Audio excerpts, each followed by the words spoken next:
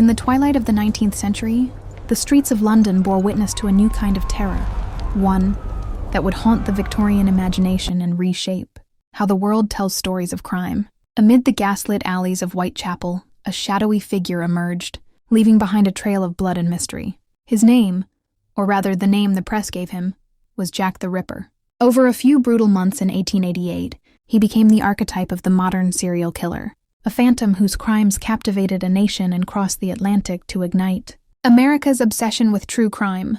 But the Ripper was not alone. Other Victorian killers, from poisoners to baby farmers, fueled a media frenzy that turned murder into spectacle. This is the story of how these British murder cases shaped a genre, influenced journalism, literature, and criminology, and left an indelible mark on American culture. To understand the rise of the Victorian serial killer, we must step into the world that birthed them, a world of stark contrasts and simmering tensions. The Victorian era, from 1837 to 1901, was a time of extraordinary progress. Britain stood at the pinnacle of its imperial power, with the Industrial Revolution driving technological and economic growth. Steam engines roared, factories churned, and cities swelled with new populations. London, the heart of the empire, was a global metropolis, home to grand architecture, thriving commerce, and a burgeoning middle class. Yet beneath this prosperity lay a darker reality. Industrialization brought wealth to some, but for many, it meant poverty, overcrowding, and desperation. In London's East End, neighborhoods like Whitechapel were a world apart from the opulent West End. Narrow streets teemed with immigrants, laborers, and sex workers, living in squalid tenements where disease and crime flourished. The air was thick with coal smoke, and the lack of sanitation made life precarious. As one observer wrote in 1885, "The East End is a vast city of misery, a howling wilderness of humanity." This social divide was a breeding ground for crime. But it was the rise of mass media that turned crime into a cultural phenomenon. The 19th century saw a revolution in print culture. The Education Act of 1870 increased literacy rates, and advances in printing technology made newspapers affordable to the masses. Penny dreadfuls, cheap, sensational publications, flooded the market, offering tales of adventure, romance, and most of all, crime. These papers didn't just report facts. They crafted narratives with lurid illustrations and speculative details, designed to shock and enthrall. As historian A. Luxmishu notes, the constant publication of the details of crimes of violence is one of the most fruitful sources of this morbid feeling. Crime stories were more than entertainment. They reflected Victorian anxieties about morality, class, and gender. Murder cases were often framed as moral cautionary tales, warning against the dangers of vice or poverty. Yet the public's appetite for gruesome details often overshadowed these lessons, creating a paradox. The press condemned crime, while profiting from its sensationalism. It was in this climate that the Victorian serial killer emerged, not just as a criminal but as a cultural icon whose stories would resonate far beyond Britain's borders. In the summer of 1888, this volatile world found its ultimate villain. Between August and November, a series of brutal murders shook London's Whitechapel district. The victims, Marianne Nichols, Annie Chapman, Elizabeth Stride, Catherine Eddowes, and Mary Jane Kelly, were all women, most of them sex workers, living on the margins of society. Each was found with her throat slashed, her body mutilated, often with organs like kidneys, livers, or uteruses removed with chilling precision.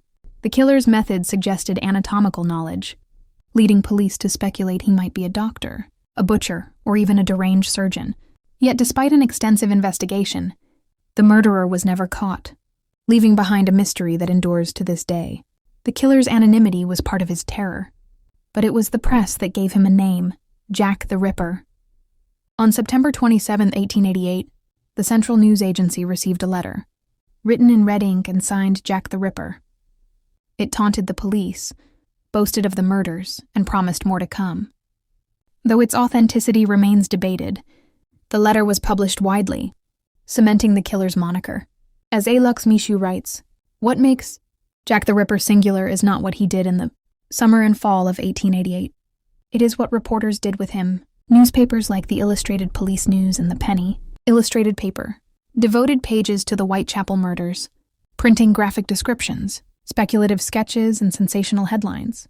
The public devoured these accounts, turning the Ripper into a mythic figure, a phantom who embodied the fears of a rapidly changing world.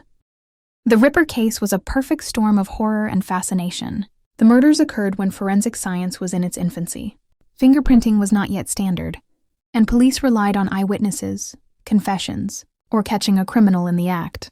The Metropolitan Police, under pressure from a panicked public, interviewed thousands, investigated suspects ranging from local laborers to foreign immigrants, and even entertained outlandish theories involving the royal family. Yet the killer slipped through their grasp, leaving behind only fear and speculation. The media frenzy amplified this fear.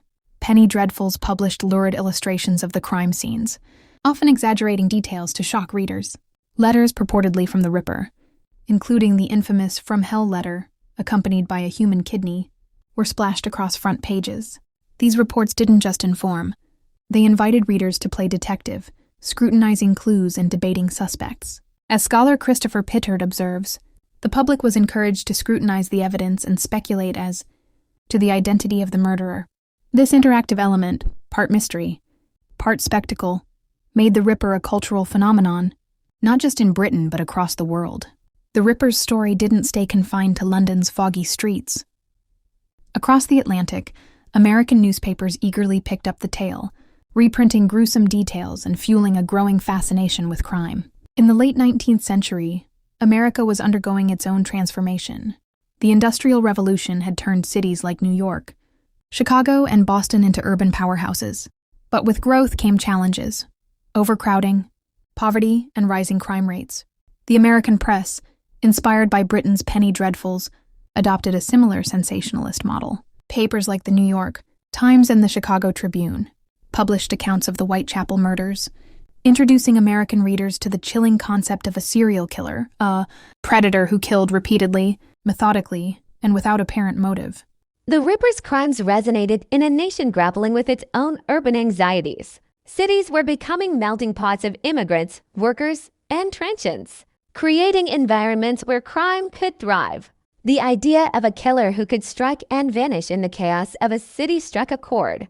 American journalists drew parallels between Whitechapel's slums and their own urban underbellies, framing the Ripper as a warning of what could lurk in America's streets. This transatlantic connection was more than just news. It was the beginning of a cultural exchange that would shape the true crime genre. The influence of the Ripper case was evident in the rise of sensational journalism in America. The penny press, pioneered by papers like the New York Sun and the Philadelphia Public Ledger, thrived on crime stories, using bold headlines and vivid illustrations to attract readers. The Ripper's murders provided a template for this approach, with American papers adopting the same lurid tone and speculative style. Stories of local murders began to echo the Ripper's narrative, emphasizing the killer's elusiveness and the police's failures. This sensationalism laid the groundwork for the true crime genre, creating a market for stories that blended horror, mystery, and moral commentary. While Jack the Ripper dominated headlines, other Victorian serial killers also left their mark, contributing to the transatlantic fascination with crime. Mary Ann Cotton, executed in 1873, is often cited as Britain's first serial killer. Over 2 decades, she poisoned up to 21 people, including her husbands, children, and stepchildren, using arsenic to collect insurance payouts. Cotton's crimes were chilling not only for their scale, but for her unassuming persona. A nurse and mother, she defied Victorian stereotypes of female domesticity, making her case all the more shocking. Her trial, widely reported in British and American newspapers, introduced the archetype of the Black Widow, a female killer who used cunning and poison to deadly effect. Amelia Dyer, known as the Angel Maker, was even more prolific. Operating in the late 19th century, Dyer ran a baby farming operation, taking in unwanted infants for a fee, only to starve or strangle them. Estimates suggest she killed up to 400 children, making her one of Britain's most notorious murderers. Her 1896 trial exposed the horrors of baby farming, a grim practice born of poverty and social stigma. American newspapers particularly in cities with large immigrant populations, covered Dyer's crimes extensively, drawing parallels to local cases of child neglect and abuse. Her story sparked debates about child welfare and the vulnerability of society's most defenseless, resonating with American reformers pushing for social change. The Thames Torso murders, occurring between 1887 and 1889, added another layer of horror. Unlike the Ripper's public slayings, these crimes involved dismembered bodies found along the River Thames, suggesting a killer with a different modus operandi. The lack of resolution in these cases, much like the Rippers, fueled speculation and fear, reinforcing the image of London as a city stalked by unseen predators. American papers reported on these murders, amplifying the narrative of urban danger and influencing how local crimes were framed. These killers, though less iconic than the Ripper, broadened the scope of serial murder narratives. They showcased the diversity of criminal motives: greed, desperation, or sheer cruelty, and highlighted the vulnerability of marginalized groups, from impoverished women to abandoned children. Their stories, amplified by the press, crossed the Atlantic, shaping American perceptions of crime and justice. The influence of Victorian serial killers found its most direct American expression in the case of H. Holmes, often called the nation's first serial killer. Born Herman Webster Mudgett in 1861, Holmes operated in Chicago during the 1893 World's Fair, a time when the city was a beacon of progress and opportunity. Holmes built a 3-story hotel, later dubbed the Murder Castle, equipped with secret passages, soundproof rooms, gas chambers, and a crematorium. He lured victims, many of them young women seeking work at the fair, into his trap, killing them for profit, pleasure, or both. Holmes confessed to 27 murders, though estimates range as high as 200. Holmes's crimes bore striking similarities to the Rippers. Both killers operated in urban environments, exploiting the anonymity of crowded cities.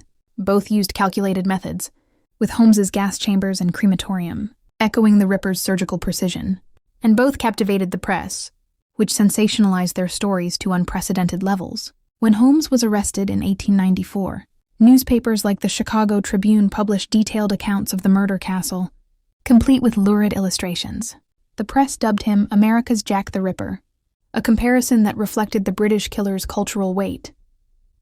As one source notes, the cases of Victorian serial murderers, particularly Jack the Ripper, have profoundly influenced contemporary true crime narratives.